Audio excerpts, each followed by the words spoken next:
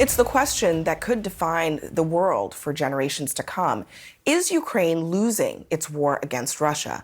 Top U.S. officials are now suggesting that it is happening and happening fast. Just listen to their dire warnings that if Ukraine doesn't get American aid, this is what could happen.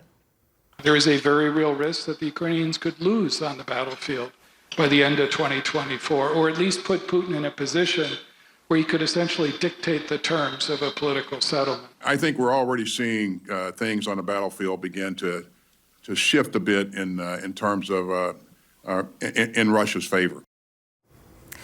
That badly needed aid has been held up by Republicans in Congress for months now. But now House Speaker Mike Johnson has changed course and will have a vote tomorrow on another $60 billion for that war. And tonight, Ukraine is making a desperate plea. President Zelensky says that without more air defense systems, Ukraine won't be able to hold off Russian attacks.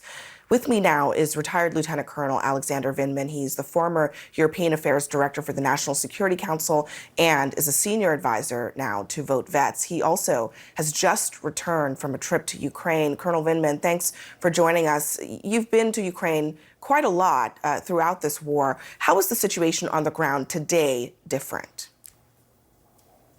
I think this was a bit of a wake-up call, this visit. You could sense it in the engagements with the armed forces. They're having a hard time contending with the Russian onslaught.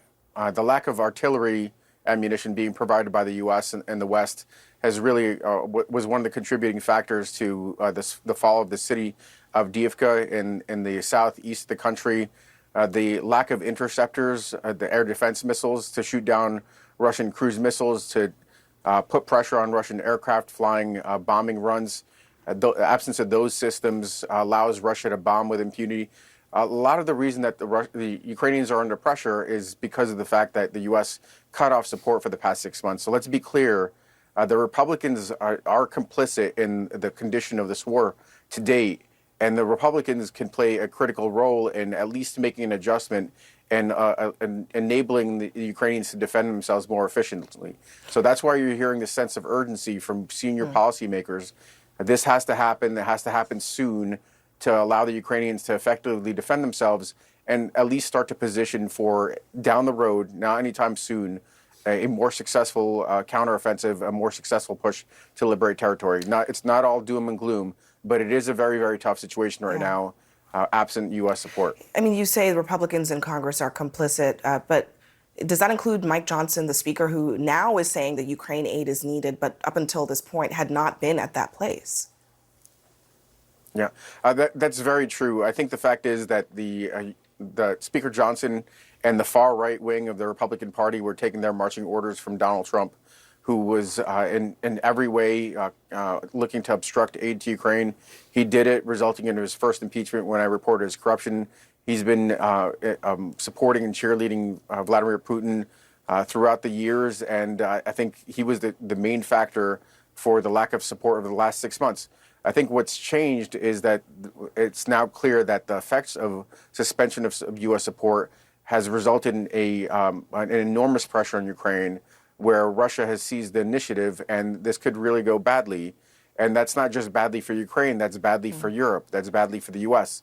It is in U.S. national security interests that Ukraine succeeds and Russia loses. Otherwise Russia's emboldened and will continue to pursue military aggression in other corners. How long can Ukraine's military hold Russia off at this point? Well, so I think we accept now that the $60 billion will come through, that very quickly additional artillery will flow in. F-16s are going to come in that will alleviate some of the pressure with these cruise missile and drone attacks and Russia's ability to kind of bomb along the front lines. With those conditions in place, Ukraine has some additional breathing room. Ukraine has some things that it needs to do. It's absolutely essential that Ukraine mobilizes hundreds of thousands of troops. It has the population to do that.